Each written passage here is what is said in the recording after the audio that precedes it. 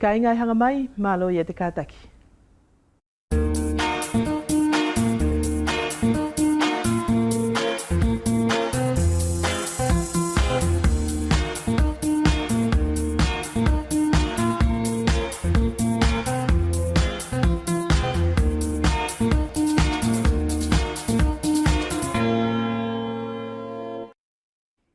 E whakausea tule vai te ahune kāinga ia te palalaui o whakatutu ungaue e aunga ki he tokoni mo he hauwhaki o te hahai o tātou e tautea i he uanga kovi pe e kuanga whakamālohi. O mau ia te whangamālie ke whakawhi mai te awhiawhi ia te teleke o te uarikisia anga o te whawhine uwea mofutuna i te hingoa si tonia fuluhea. E hoki tau whelongo ia nei pa moia i te osi tufaki atua nei o he kumilongo a Apolosio Titilaiki kia Ipasio Masei o uhinga pa mo talatuku mo talatisio futuna ne tokoni ngau ikiei i a tamorivai mai tuku. Merci d'être avec nous pour ce nouveau et dernier numéro de Talanoa pour cette semaine. Il s'agit encore ce soir de la lutte contre les violences au Whenua. Pour en parler, nous recevons sur notre plateau Madame Fuluhea Sidoni, déléguée aux droits des femmes et pour l'égalité à Wallis et Futuna. Nous la retrouverons juste après cette rubrique consacrée au patrimoine de Futuna, présentée par Apolosio Titilaiki, réalisée grâce à la collaboration technique de Tamolevai Maituku.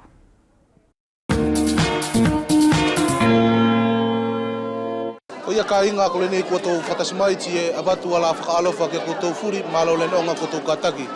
E tau whatasi atu nei lenei a le whale whaksaamo o tātou singave i sausau. Tie koutou tio mari me whaikiri ia a le api atu o ka inga o tupu tari e ko neila nei na whakamawa ai ala whaksasa whasinga kolo whaka angai whenua o tātou tā whitolo na whaiwhetaki atu i Futuna nei. Ka ko se whainga mari le nei ke tau whatasi ai ti mo Ipasio Masei me le servisi le nei o lātou e tokanga ki le tau pau o malui o koloa whaka angai whenua. Whakamalo atu ipa malo whai alo mauri mo lau kātaki whakamatara mai mua ale noanga whatutu o le nei leso.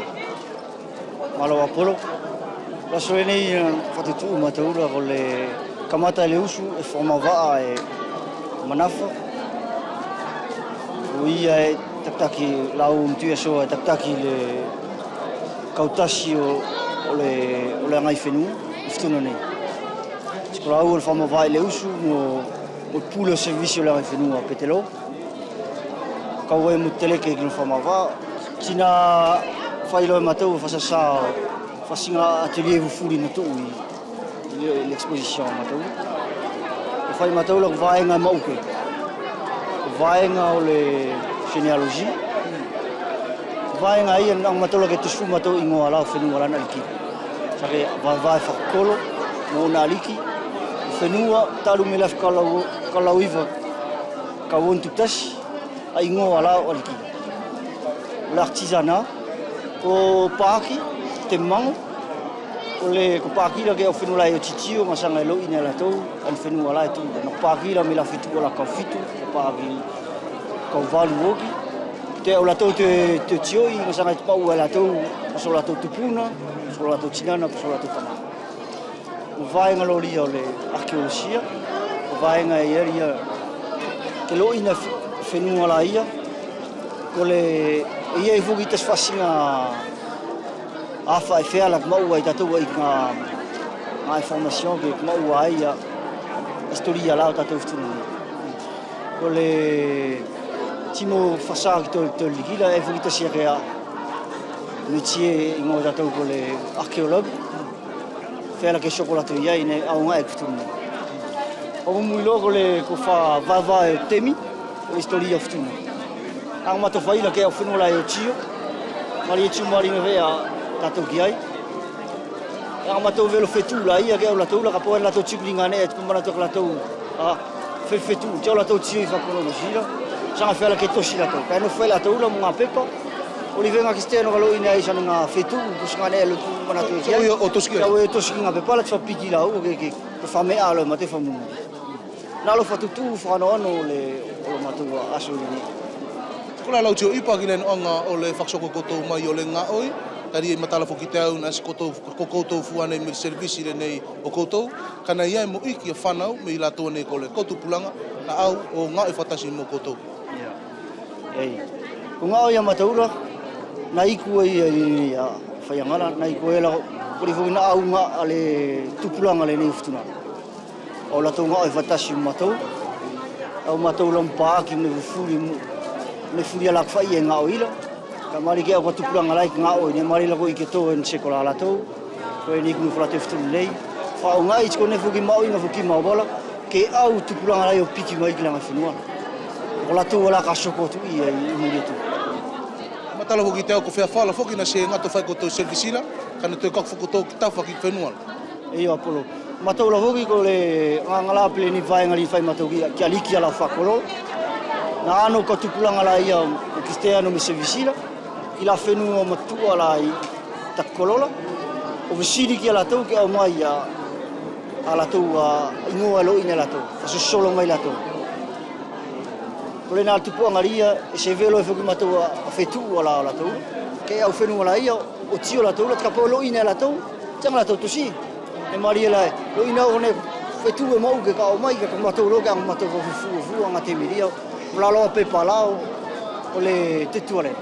I pati ko nei e pasinga kolo fufuri na ko tauanga o whaksasa, e whewhea ki sa uanga o tuku whakagoki mai, o winga timo le mauinga kese o nei a koloa whakawhutuna a tātou.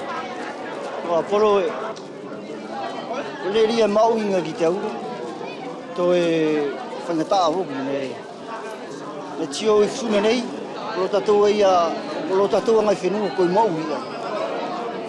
Ko nea laki whasasāre nei tupulanga o tō e ni ko te sikolai, whasikolai liki. Ke au la tō tio, timolo ina la tō ngala pe tatou nofo tatou lako alom singau. Ke lo ina li whao singa vela tō e lau singa me maratou. A ingo aliki o whakolo alo, ke lo ina voke alo maratou, whakolo singa me maratou. Ke tio la tō, ke lo tatou lako whafutuna katou. Kona alo mau inga li ki te au e sio e ni ia. I pa whamalo atu, ke manu ia le soko atu o le whaksoko o le koto ngā o i lenei. Ka inga ko se ngatoanga lena mo se whilawe i matatou, whakamalo te whuki le noanga o le whiwhautasi atu, si mo mātou i whituna nei, alau whamopolo ke atu ko te whilawe mei ki la wasa ka au.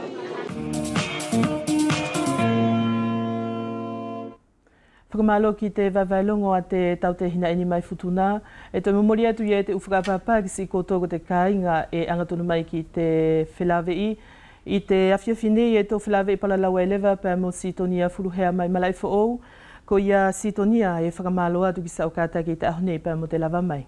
I whoki, malo kasoangali, sao e kātaki pa mo te tuulaki peo tu ngaue.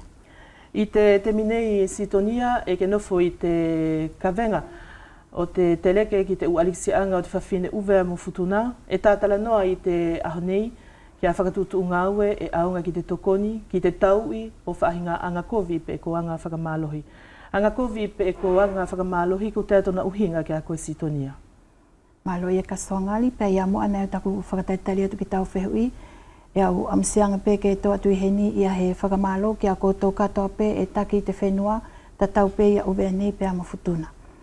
O tali atu lewa ki tau whehui kasoangali, e tō ilo i whakapapau i te tō mauri whakauvea ka tō tala noa ki te anga kovi pe ko te whakamalohi i te nofo whakauvea pe kai tawhitoanga ki te nofo whakaloto whale ko he konga e whaingata a tōna palalau i kasoa mai tōna aluanga e mole ko he mea whou ka e tuku kau i atu ko he tau mātua i te nofo whakauvea e tō mahani pe pa ne tō lalahia ke whea e ko te whawhine e whakalongo ko te tangata e taki. Kai te alua te temi e iai tō konga te mauri kua whetongi, pa iai mo tō whaingata, mole koni whaingata ia kasoa ia uie whoo, mai tōna aluanga e ko tō whaingata mahani pe i, ko tō whaingata ne mauri i pe la ia e ata tō kui. Kai ne hange pe ne tanomia, pe ne e fia fufu e tata tō ukui ia temi ai, kai au amanaki ko te alua te mauri, ko ia pe tō whakatuutu, ki te whaahinga mamahi e whiala ke whilawe e mohe whawhine. E mahino pe kia tātou tatau mara ko he mea whainga fuafuki i te vete o he mauri mamahi ki te kaunga maarie. Kai sitonia, kulangi tonu pe ke whakalaka pe e laka atu i te matanga fuakovi, kai tō whetokoni aki o whao he ka haulelei wata tō whanau mo mokopuna. Kia muri. Ko ia kasoa. E te alua te mi, au amanaki ko te mauri ne whao tātou e te atua, ke tō wheo whawhani i te whiawhia, pia ke tō whakaaunga whakalele i a koloa ne whiala ke tō mau e na tuku mai ke tau whai ak te mauri te ahafuri. Kai longala ia ko ngā furi e te hahai e kina au pito i te mauri whakatau matua, i te mauri whakaloto whale, pe ko te mauri palo kia pe lawa e tu whangata ia e whiala ke whilawe e muni hahai, pa ko tu kongala ia ka soa, e amanaki te alua te mi pe amo tatou muri ia whakatu tu o te mauri, mai tona aluanga ae, e tō mauri ka e tō utua koi, e tō whakatu tu e tōn ke tō whakaapa ki ai. E whakamalo atu si tonia, ko te alewa te ngā o mo te tokoni e whiala ke whai, ki a nātou e tau pēr mo te u whaingata ia i te uhinga e ki te leke ki te hahai whawhine. Ko e whaahinga pule aki e whiala kau whai pēr mo nātou e whiala ke tokoni ngā o e mai ki au, e whakalongo pēr nei ki te whaahinga whaingata ia ai whilawe mo te Kristiano e whakawhilawe mai. Mai tōna aluanga e tahi alupe te whaingata ia, e whiala pē koni tamariki e tā e te umatua ko te tahi e whaahinga whaingata ia. He tō iloi pē i te nofulat i te alu te mi, i te uwhale ako, ko te konga ko tapu mamafa ki te hahai whai ako, tēnā tō tā i te tamariki ako. Hane ko tō teme whuki aene e tō ui tātou, ka tā he tamasi pa e tā ke poto. Pane ko te anganga whai aia o te ako tamariki, ko tōna tā ka ki te alu lai o te temi, mora kei ko hakonga ia e whakaamu ke hoko. Pea, ko ihi le vaia e o mo kātou palalautu ki te hahai lalahi, e whakalongo pē ki te whahinga whaingata, tā whito e whilawe mo te whawhine, ko te hahai whawhine tā whito, ai whiala ki whilawe mo ni whaingata ia. Po ama tō muri pē ki te whahinga whaingata ia aia. Ka pau ko he konga e matou sio atu i te nofo whaka whenua tātou e whiala hona palalau i pēa mo te ualiki e tō nofo mo ia, pa e whia e tu o konga kei whiala pē mo te tatou whai whaka uvea mo whakawhutuna. Pa e lewa mo te tahi konga, ka tō sio atu ki te kovi o te angatu ane e whiala ke whakahako, e kua tonu ke tō laka atu ki mua, ke tō whaiwhaitaki ia he whaahinga whakatū a, o whakalongo pē ki te loto o te Kristiano aia mo tana amanaki lelei, he ka pau ko he konga e mole na a whakaamu ki ai, pa e mole nei whakahoko e tō whakasiosio pēpe ko te hae whialangia.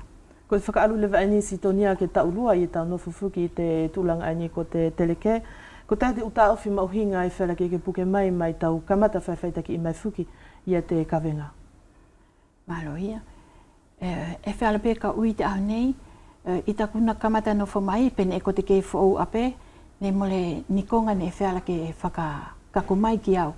Kai te haule walau tauani ko osi, mo te whakaosi o te tauani, e alupe te temi, mo te hahai mai o te ukonga whia, ai uhinga mo te uwhainga tā ia, pe i tu uloto whale, pe ko te umauri whakatau matua, ko hahai mai lewa ia te ukonga whia. Ko te whehui pe lewa iau whia maumai a koe, pe ko tai hau whaahinga mahino, si tonia, ki te ualikisia anga o te whawhine, ka tō talanoa ki ai, ko te atona uhinga ki a koe. Ko te alikisia anga o te whawhine, ko au ia alikisia pe te whawhine ia mai te temi ai tō whewhaka apa ki ai. E ka tō whewhaka apa ki pa e tō alikisia pe tātou. Ka i te temi whuki lewa ia, a kua tō tahi no whai, mo ta ana whaahinga mau, mo ta ana whaahinga whakatūtū ki te mauri a whiala ke whaita ki tō tahi, i te temi aia e whiala lewa ke whai ni anga kovi, ai lewa tō palalau ai ki tō konga ani e tō whetala ki ai tō aho ani. Ka kutai whiala ke tō lauai e arikisia ai i te whawhine mo ka tō taranoa fuki, tada tō whaahinga nofo whakawhenua. I te seo atu, pe ai te hangahanga atu la ki te nofo mai a te tahi u whenua, e alikisia pe i te whawhine uwe aia. Mai tōna aluanga aine tō tutupua ki whakitātou, pe ka pau ko haako sio, kai au wawai atu. Ko he whawhine e alikisia pe i tōna mai tōna pe whaelei, o au ki ta ana lahi, e hange e whakakehe i pe ia he tauhi a he tau matua ki hana ki ta ahine. Ko he ki tama e tauhi pe e whiala ka ui e whakatatau, ka e kehe e anganga kehe pe ia te tauhi ki he ki ta ahine.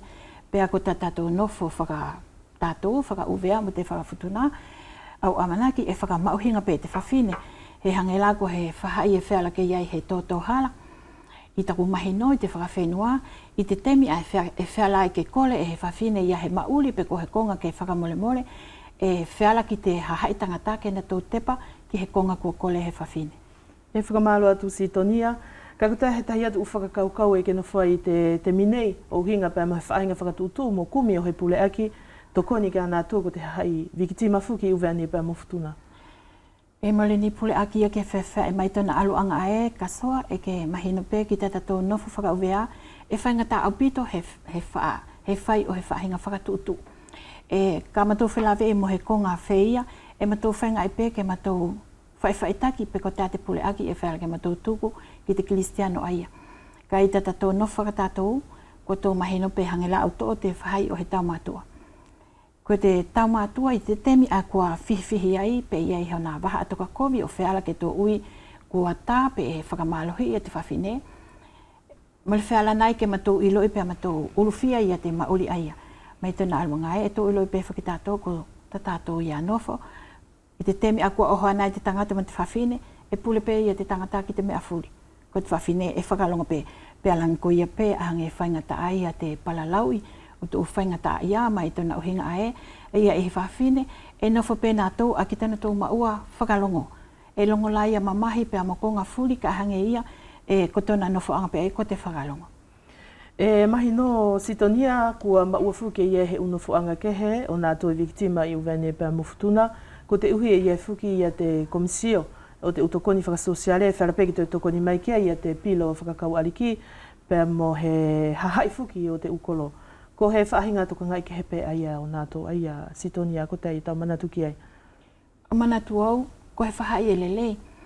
Ka e tō whaingata apea nei i te uhipe ko te tatou mauri whakauvea. Ko te komisio ia ai sio ki tō whaingata ia lau te hahai e whiala ke na ngau i te wharifono. E tūpe ia, pea tūpe ia mo te whahai o te kau ariki mai tōna alongai ko nātou e na tō mauri i a tātou i te tatou mauri whakawhenua. Ka whiala pe ka ui i te mauri a e te u nofo nofo i te loto whale. Ka hangela ko tō ukonga lewa ai whaingata whenei au e ko te ngau ai whiala ke whai mai tōna aluanga ae mai te sustisia whakawhalani pe ama te telepinale whakatātou. E te konga e whaingata ai e te whelongoi he i te tatou nofo whakauvea e tonu ke tō whakaapa-apa ki te tatou nofo whakawhenua a tātou. Ko te ka hautou wa ulewa tātou ki te telepinale, ko maofuki ke tō palalau ki te tūa. Pea i te alo te temi, e ko ia whaki ai, e ka siwa tu whaki tātou ki tō whaingata ia, ko maofuki ke whakamau i pea whakatūa. Ka ki te whakauvea whakia, e iai pe ia tō whahinga tōkoni, pea ma te whakamole mole, ka e tō siwa tu pe te temi ani, e iai te ngataanga o te whaingata a ke whiala ke whakamole mole, pea mo tēnā numero lewa ko kaku ki ai, ko maua lewa ke tō palalau, ke whakatū a pa elang leleang pe te telepinale. O ngai ko tautuku mai sitonia i te aho nei ko te mea i tō ui ko te anga kovi ne e wharape, ke pure aki e te potu whakaariki he iai fuki o tatou mālohi whakawhenua. Anga kovi ne e wharape ke tō ui ko te mole he whakaapa-apa ki a nātou wala pe e tō e ako i motoko ni i pe fuki tātou e te potu whakaariki. Ka i te temine o hange ko tautuku mai sitonia ko maufuki ke tō lakatu ki moa. E ia he ukautahi e whai ana tō ngau e whakatokanga fuki ki a nātou ko te hahai te temine sitonia, ko te uwhakaukau mauhinga i ko tō tāpiki whakatahi ki i te temine.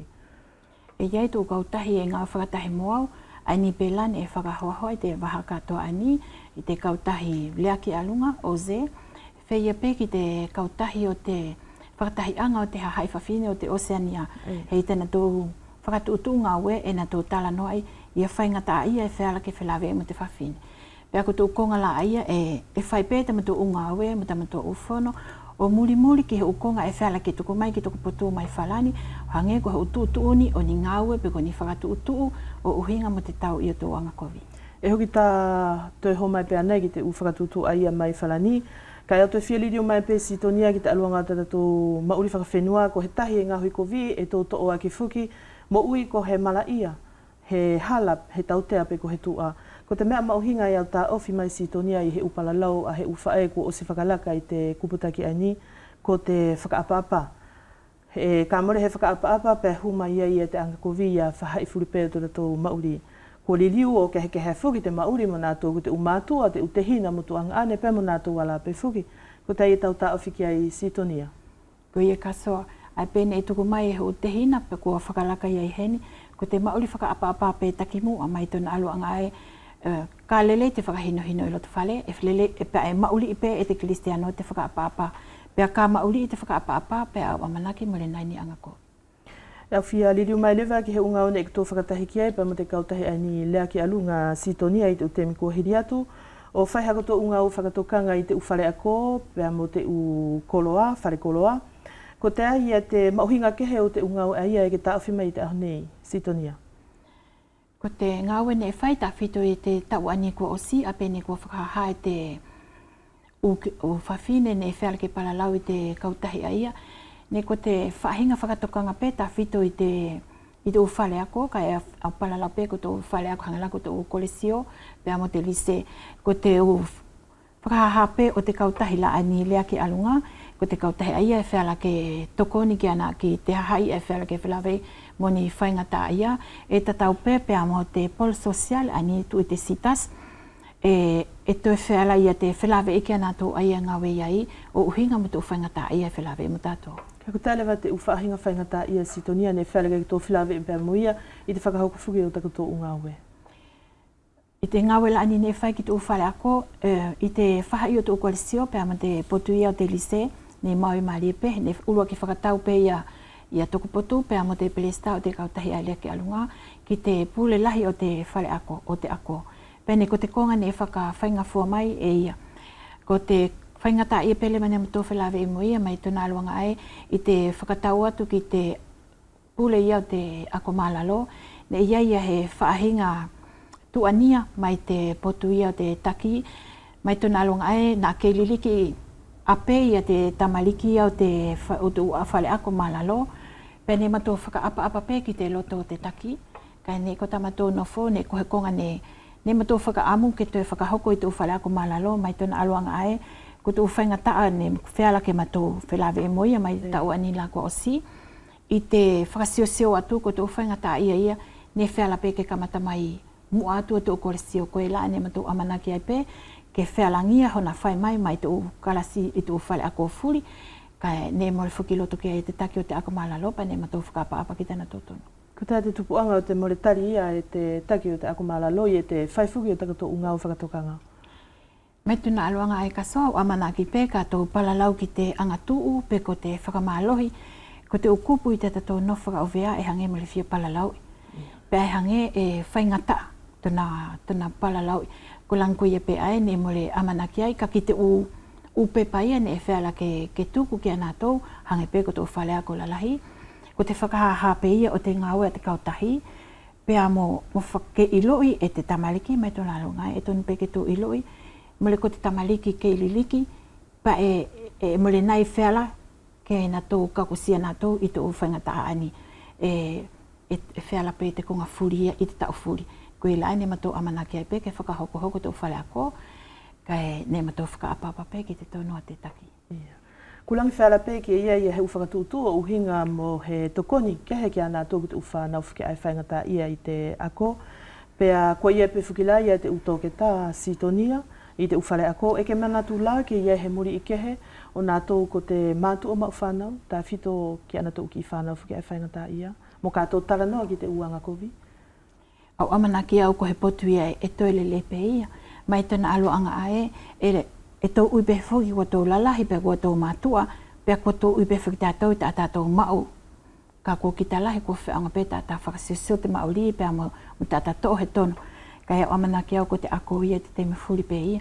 Ka pau la pe ka pau e mo le whiaunga te kupu ako, pe tō tō pe te kupu ako tokoni, hau amanaki, i te temi furi e whiala pe te tokoni tōna whaitaki, he aonga pe ia te temi furi. He tupu ia te whaiatu o te whehu i sitonia, he mahino ki ao, ne whiala pe ke ko tō palalaui, ia he whaahinga muri i whuki o te mātu o mau whanau. Ko tā he tahi atu uupule aki, hu manatu ne whiala ke tōno no whai, i te ko tō uhinga whawhine. E lahi tō manatu ia ka soa ka e mahino ki a koe, e tuta pe whuki tōna whakahoko, he whaingata a tōna whakatutu. Whaingata aki te tu o te sio i te whakalongo mai a te kāinga. E whiala pe ke ui mai, koe kua tutua ke te hae whawhine ia o wheia. Ko tō mea aia e tō mahani pēne ki ai, pa e mole hakupuna mauli. He ko tō tātou aia mauli, pa ne ko tō tātou aia anga mauli. Ka e mato no fope o palalau mo whakakaukau, pe ko te aia konga e whiala ke mato whakatuutuu. He au amanaki au e lahi pe tō ngāwe ia, ka ko tōna whahinga whakahoko, ai te whaingata. I te ahua whurumani mao Novepeli ka hoko mai Sitonia e whakamauhinga whakamālama nei iai fuki ia te utautea o te haha i whawhine te uanga kovi e whai ki a nātou. E au amanaki kua kuto nonofo te teo pē ki te aho fuki ai au te ahua whurumani mao Novepeli pe kua whewhai ia te uwhakakaukau e ki tō nonofo ai. Kua lelei ka stoa, ko te ahua whurumani ma lewa Novepeli, ko te aho kua whakatutu whakamālama nei, ko te aho ia ke tau i aki atu o whaingata e whiala ke whilawe mo te haha i whawhine.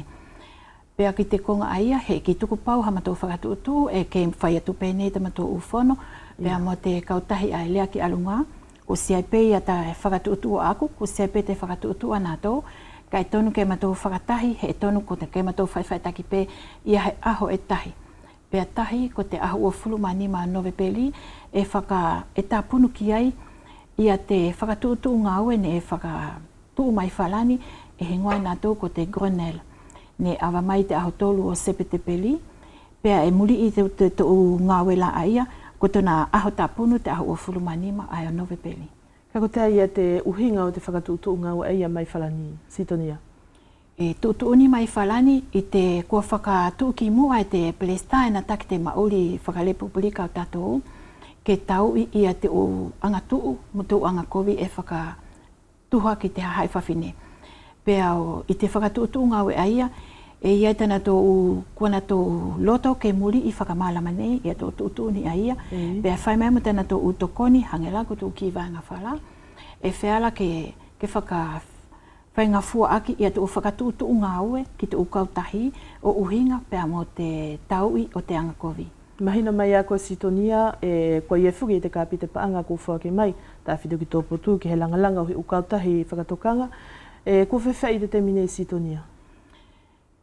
Kasawa, e maoni e koe ia te vāinga whalani, ko te aho pēa ne awahi mai ai mai whalani e te whakatutu ngā ue o uhinga mo te tau ia tō angakovi, pēa tuku mai ai pēa mo te vāinga whala, ke ngā ue e tō ukautahi. Ko ospe te whaka ilo ilo, ne lang ko tala pēlai te whale tala longo ani, kua tuku e te whahai o te neti, te pasina neti a te prefecture.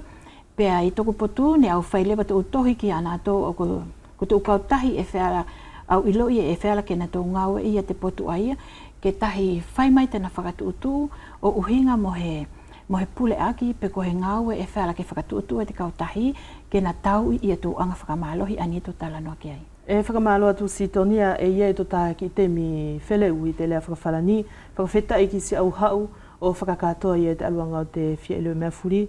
E au tuku atu lewa pe ko te aia hau tuku muri i Sitonia ki te aluanga o te whelawei.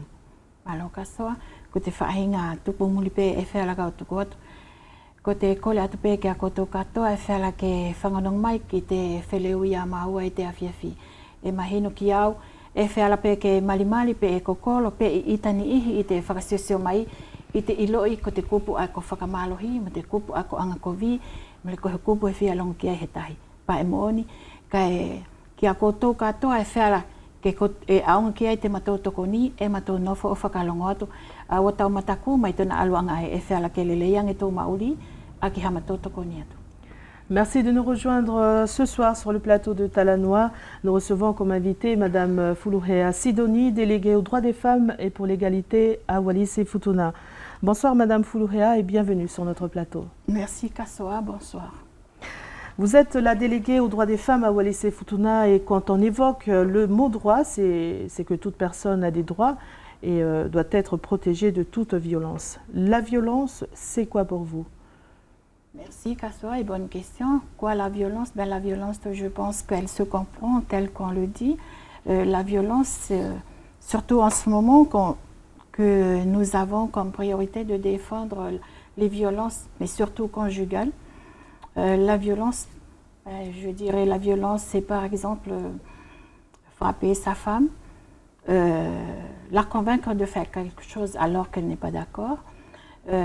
La violence, elle a des formes verbales, elle a toutes sortes de... Enfin, la violence, elle se présente sous toutes les formes. Serait-il possible de penser à un monde humain sans violence? Que répondez-vous à cela? L'idéal serait d'avoir un monde sans violence, seulement qu'un monde sans violence, je pense qu'on est loin de l'atteindre. Et si nous travaillons aujourd'hui, si nous luttons aujourd'hui par rapport aux violences, c'est que la violence existe et pour l'instant, je pense qu'on pourrait avoir un monde meilleur, mais c'est du travail à faire. Nous savons, Madame Fuluhea, que la violence varie selon les milieux. Ça implique des coups, de la souffrance, au risque d'entraîner des problèmes de développement pour l'enfant, ou pire, un décès. Et quand on évoque le droit commun ou le droit coutumier à Wallis et Futuna, qu'est-ce que cela implique pour exprimer ces injustices? C'est difficile quand on va parler de droit coutumier parce qu'on sait pertinemment qu'à soi que dans un couple, par exemple, dans le milieu wallisien, la femme est censée obéir et le mari commander. Seulement de nos jours, il faut savoir que nous partageons les rôles maintenant. Dans les couples qui vivent maintenant dans un monde moderne, tout se partage, les tâches se partagent et disons que l'homme n'a plus les tâches difficiles comme auparavant. Tout est partagé parce que la femme, elle peut aussi bien faire des tâches qu'auparavant elle ne faisait pas.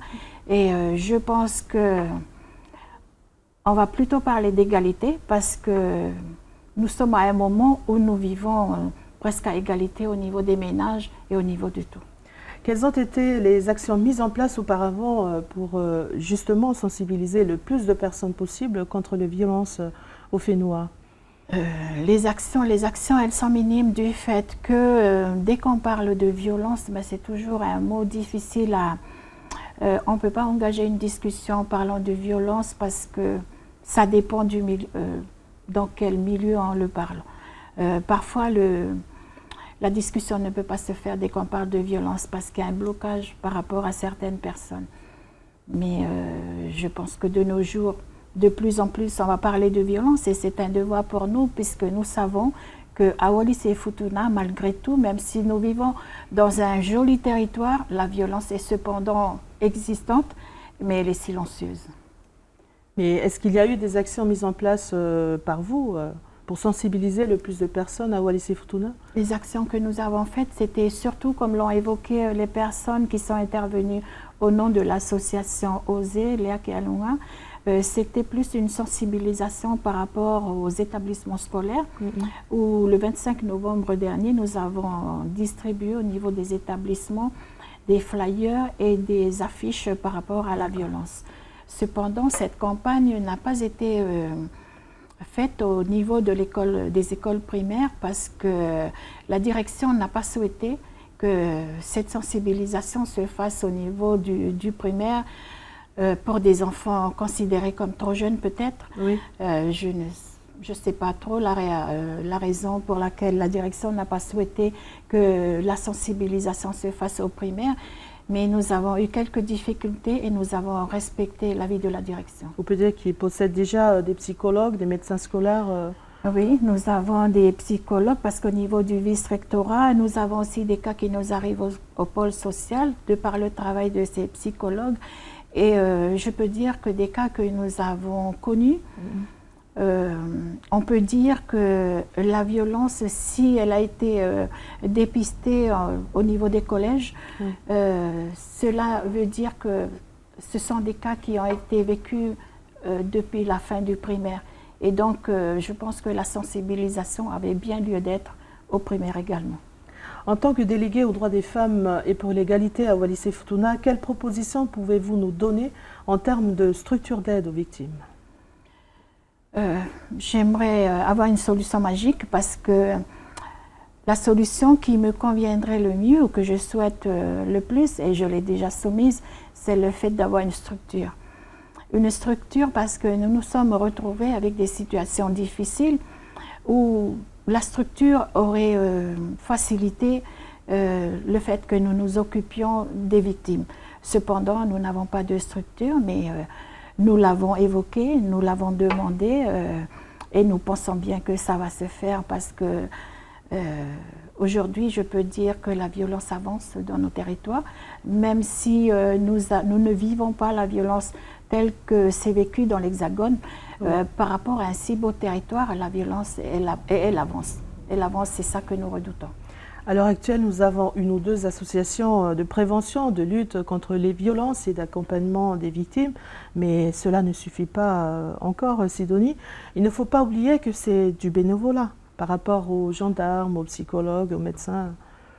Oui, les associations existantes, oui, pour l'instant nous en avons deux, l'association Oser Lakalwa et l'UFO qui œuvre également contre les violences.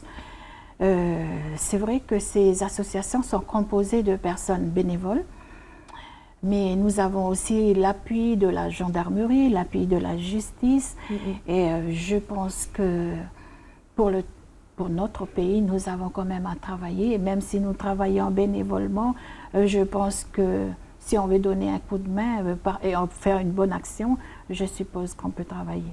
Et vous pensez qu'on devrait laisser, par exemple, la commission d'aide sociale faire son travail afin d'évaluer les nécessités sur le Fénois en termes d'action? Je pense qu'il faut faire la part des choses. La commission d'aide sociale, bon, ça c'est un problème que je ne vais pas entamer puisque cette commission relève de l'Assemblée territoriale qui est quand même une institution et que je respecte. Par contre, on peut imaginer un partenariat entre cette commission, le pôle social, l'association Oser, la déléguée aux droits des femmes. Nous pouvons faire un partenariat parce que œuvrer pour les victimes nécessite un travail de partenariat. Avec, par exemple, la collaboration, l'aide de la circonscription du UVA et une petite main-d'œuvre villageoise, par exemple, pour créer des centres d'accueil. Oui, voilà. On pourrait imaginer une aide de la circonscription, cependant, vous savez qu'à soi, dans les temps, oui, on pouvait imaginer une aide de la circonscription parce qu'on sait comment l'on vivait avant. Dès qu'il y avait un besoin au niveau d'un village ou d'une personne, tout le monde se mettait autour et pouvait apporter la patte. Mais seulement aujourd'hui, tout est payant et les choses ne se font plus comme auparavant. Ça aurait été tellement si bien qu'on puisse travailler ensemble et de façon bénévole. Quelle est votre vision, Madame Fulurea, pour une mise en œuvre d'une certaine politique de sensibilisation des pouvoirs publics et coutumiers? Je pense que c'est une bonne chose et tout le monde devrait y penser parce que si tout le monde est sensibilisé déjà au départ, je pense que l'action sera d'autant plus facile. Le 25 novembre, Madame Fulurea, est une journée internationale pour l'élimination de la violence à l'égard des femmes. Comment comptez-vous y participer à l'heure actuelle? Quels sont les projets en cours? Le 25 novembre est en effet la journée internationale de lutte contre les violences à l'égard des femmes. Et cette année, nous allons la fêter également parce que l'année dernière, nous avons fait avec cette opération sensibilisation au niveau des établissements scolaires. Cette année, nous comptons la faire de façon différente, d'autant plus que le 25 novembre va clôturer l'opération Grenelle. L'opération Grenelle est une opération déclenchée depuis Paris pour faire des actions de sensibilisation par rapport aux actions, aux violences. Cette année, c'est plus pour les violences conjugales, mais nous allons travailler les violences sous toutes ses formes. Vous me parlez d'un Grenelle des violences depuis Paris, Madame Fulurea. Un appel à projet est actuellement lancé sur le territoire avec un fonds d'une valeur de 20 millions d'euros, 2 300 000 et quelques en francs pacifiques. De quoi s'agit-il concrètement et comment comptez-vous départager ce fonds? Oui, depuis le 3 septembre, Paris a déclenché l'opération Grenelle. C'est-à-dire que depuis cette date, ils souhaitent que tout le monde soit sensibilisé par rapport aux actions de violence. Et en parallèle, ils ont mis en place un fonds qu'ils ont appelé Catherine. Catherine comme toute Catherine parce que c'est un nom courant et peut-être parce que nous avons autant de Catherine que de personnes violentées. Et ils ont mis en place un fonds, le fonds Catherine, qui va subvenir à des projets pour soutenir des projets d'action et de sensibilisation au niveau des associations et au niveau des violences. Et comment ça se passe à l'heure actuelle, Madame Fulurea? Alors, l'appel à projet a été fait au niveau du cabinet de la préfecture, sur le site de la préfecture. Il a également été mis sur Facebook par le cabinet. Et pour ma part, je l'ai envoyé par mail aux associations avec qui je travaille et aux associations qui pouvaient être intéressées, en leur demandant de bien vouloir en faire une large diffusion pour que toute association qui pouvait imaginer ou faire un projet de sensibilisation par rapport aux violences puisse élaborer un projet. Ces projets, pour cet appel à projet, ils seront limités à la date du 14 octobre. Ils devront également m'être adressés par voie numérique parce que nous allons créer un comité de sélection qui pourra faire la sélection. Si nous avons beaucoup de projets, ça dépend combien nous en aurons. Je sais que nous en aurons, mais je ne sais pas combien. Et selon la tenue du projet et selon l'avis du comité, il y aura une sélection qui sera faite et des projets seront retenus et cette opération Grenelle sera arrêtée le 25 novembre. Cependant, ces projets-là, ils pourront continuer à être travaillés au-delà de l'année 2019. Je pense que votre message est passé, Madame Foulourea. Je vous remercie d'avoir accepté notre invitation. Un dernier message pour tous nos compatriotes qui nous suivent ce soir. Oui, un dernier message, ce serait de demander à toutes les personnes qui voudront bien de notre aide, leur dire que nous sommes là. Nous sommes là pour vous accompagner, pour vous aider à faire les démarches, mais nous serons obligés de suivre la volonté de chacun. Nous ne pourrons pas vous obliger à faire des plaintes ou à faire quoi que ce soit sans l'avis des personnes victimes. Merci beaucoup, Madame Foulourea, et bonne continuation dans votre travail. Merci. E tohu kua tule wakainga pe mo te mako whakatahi a te koloko ono ne tai te aho whakateri le lua whehonfuru mātahi ko na ona mārie.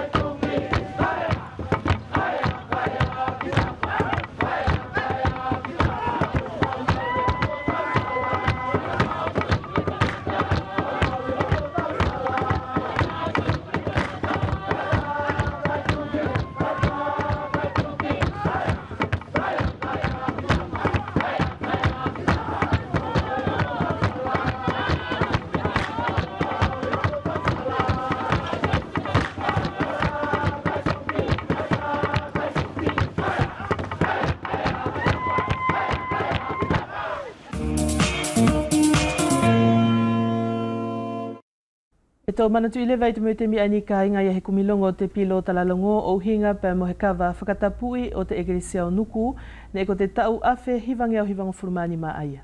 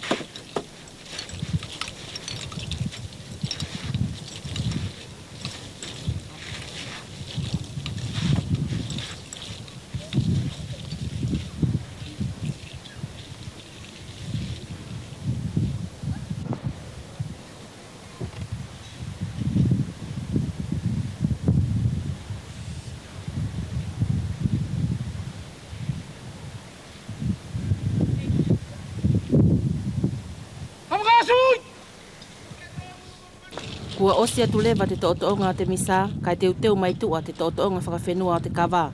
Mo le he kupu e maarie, kei whai ia kia tu te kehekehe o te whai kawa o vea mo futuna. E mauhinga ai pe I heni, te ngau e whakatahia te ua awhiwhi o whakamaalama mo whakalotu, pe ako nātou pe aia e whakamauhinga.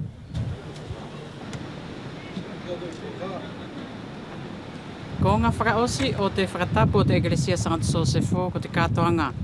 Ko ko tōsio mai pe ki te malae o sausau, lau pe ki te manu e lua ngeau ne whakamori te whakatapu.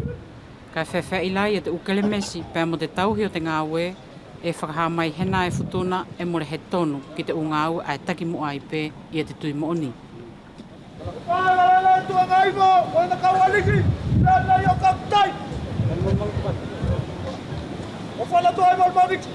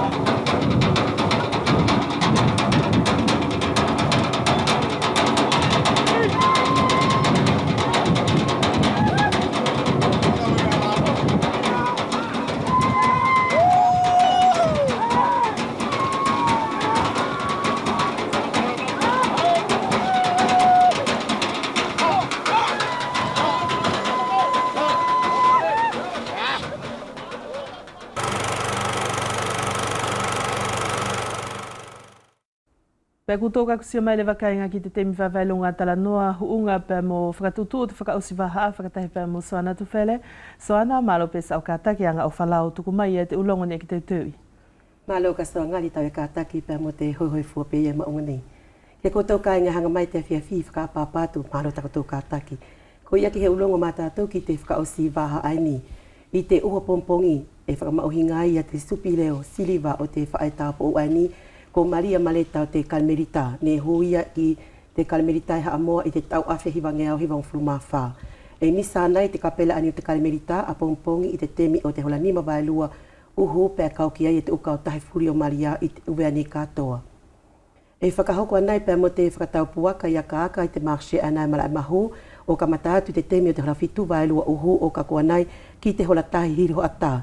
E whaia pea mo te uwhakahahanga aue, whaia pea ki o whiwhaiva, pea mo he uki ngā oi e te uteu I e tangi mā futuna pea mo tana komite. Ke koutou ma o whanau te whale ako ai o malai fo e kole atu. Ke koutou kātakiang ki te tuwhanota wakoto uki whanau, mai te kalasi CP ki te kalasi CM2 o ka matatu te hola walu to tonu. I te temi anai te hola hongfulu, e whonofuria I te ma o whanau te whale ako ai o malai fo whakatahi pea mo Maria Wakalepu taki o te whale ako. Aho tapu ai ni e whakahauko ai pia mo te whakatau koro whakauvea i te mua whalpule anga ani o mua a te komite whakapalokia o mua. E koutou maua ka inga i a konga furi a ngā tāwhito ki te teuteu atu ki te whai komunio mai te mutu i whala ki te kauiholo whia pe ki te umangisi mata pia mo te umea whangai puaka. Ko te moni te ani ka hau e whai ai te whai kole a te kautia solo katoa o uvea nei mai hifo ki mua pe e whai mai ki mua nei ki te eklesia whakapalokia ani o mua. Ka mata i te via koluse te hula lua hiro ata, hoko atu ai ki te unga e whakakulupe, pe whakaosi aki lewa i a te misa i te temi o te hola whawai lua. Koe nala ka soangali, pe mo te kāinga mata mai, i a te kātou tu pe mo he ulongo mata atu ki te whakaosi waha ani, ko tau ine pe mo o whātu. E whakamalo atu soana tu where ki te aluanga o te wawai whakawheta i ariki ko te hingo o te hiwa ni a Pātele Mikaele Paunga e te to atu e Filipo Moleana mo o na ofafine mo o whakaospelewa o te awhiawhi.